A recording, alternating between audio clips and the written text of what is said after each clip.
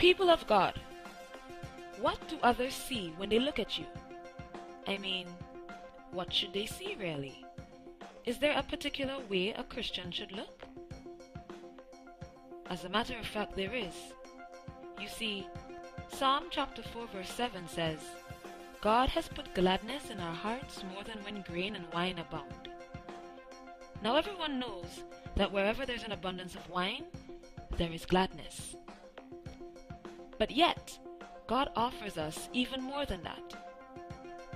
Jesus also speaks of his joy being in us, and therefore our joy being complete, in John 15:11. So have you figured out the answer to the question yet? Every Christian should be full of joy. If indeed God has placed joy in our hearts, why are we walking around looking like we have just come from a funeral? Christ died, yes, but we are not in mourning. You see, Jesus, for the sake of the joy that was set before him, endured the cross. He endured the cross for the sake of the joy which comes with his resurrection.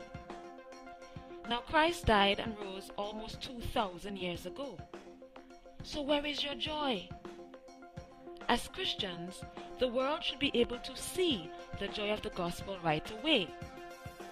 It is in the way we look, act, think, dress, and it is especially present in our relationships with others. The joy which the Bible speaks about must be visually manifested in you. This brings us to the topic of evangelization. Yes, evangelization. That dreaded thing that we Christians are supposed to do, but are so afraid of doing because we are not sure of what to say.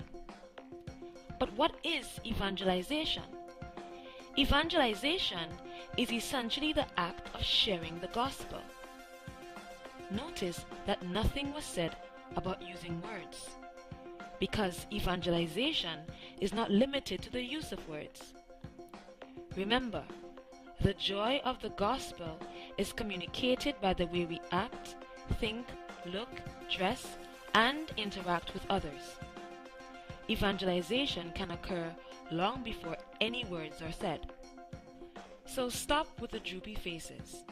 If someone happens to be struggling with a trivial question such as, the meaning of life, they should be able to look at you and say, well, they seem to have figured it all out. I want what they have. Don't worry about what you will say to them. The Holy Spirit is there to assist with that. Just focus on the first step. They must see the joy of the gospel in you. So, what do people see when they look at you?